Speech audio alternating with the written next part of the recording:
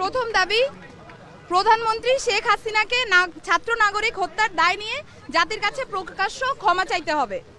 দ্বিতীয় দাবি, আইন শৃঙ্খলা রক্ষাকারী বাহিনী ও দলীয় ক্যাডার এবং সন্ত্রাসী কর্তৃক ছাত্র নাগরিক হত্যার দায় নিয়ে স্বরাষ্ট্রমন্ত্রী আসাদুজ্জামান খান কামাল, সড়ক পরিবহন ও সেতু মন্ত্রী ওবায়দুল কাদের, শিক্ষামন্ত্রী মহিবুল হাসান চৌধুরী নয়ফেল, আইনমন্ত্রী আনিসুল হককে মন্ত্রী পরিষদ থেকে পদত্যাগ করতে হবে। ইন্টারনেট শাটডাউন করে দেশে ডিজিটাল ক্র্যাকডাউন করায় তথ্য প্রতিমন্ত্রী জুনায়েদ আহমেদ পলককে পদত্যাগ করতে হবে।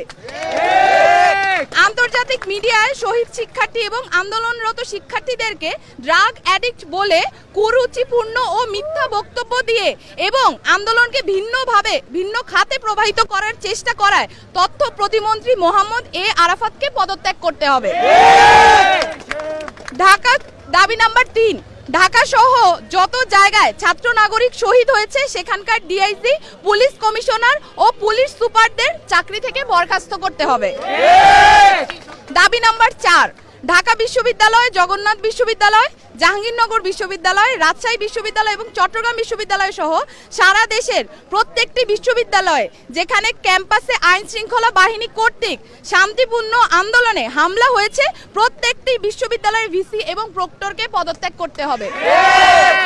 দাবি নাম্বার 5, যে পুলিশ, বিজিবি, র্যাব ও সেনা সদস্যরা শিক্ষার্থীদের ওপর গুলি করেছে, ছাত্রলীগ, যুবলীগ সহ যে সকল সন্ত্রাসীরা শিক্ষার্থীদের ওপর নৃশংস হামলা পরিচালনা করেছে এবং যে সকল নির্বাহী ম্যাজিস্ট্রেট, পুলিশ ও সেনা কর্মকর্তাদেরকে নিরস্ত্র ছাত্র নাগরিকদের ওপর গুলি করার নির্দেশ দিয়েছে তাদেরকে আটক করে হত্যা মামলা দায়ের করতে হবে ও দ্রুততম সময়ের মধ্যে গ্রেফতার করতে হবে।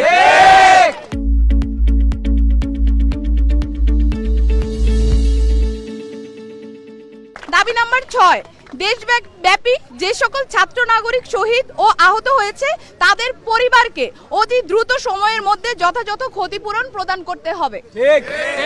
7, দাবি নাম্বার 7, ঢাকা বিশ্ববিদ্যালয়, জগন্নাথ বিশ্ববিদ্যালয়, জাহাঙ্গীরনগর বিশ্ববিদ্যালয়, রাজশাহী বিশ্ববিদ্যালয় এবং চট্টগ্রাম বিশ্ববিদ্যালয় সহ সারা দেশের প্রত্যেকটি বিশ্ববিদ্যালয় এবং শিক্ষা প্রতিষ্ঠানে ছাত্রলীগ নামক সন্ত্রাসী সংগঠন সহ সকল লেজুর ভিত্তিক ছাত্র রাজনীতি নিষিদ্ধ করে দ্রুততম সময়ের মধ্যে নিয়মতান্ত্রিকভাবে ছাত্র সংসদ কার্যকর করতে হবে।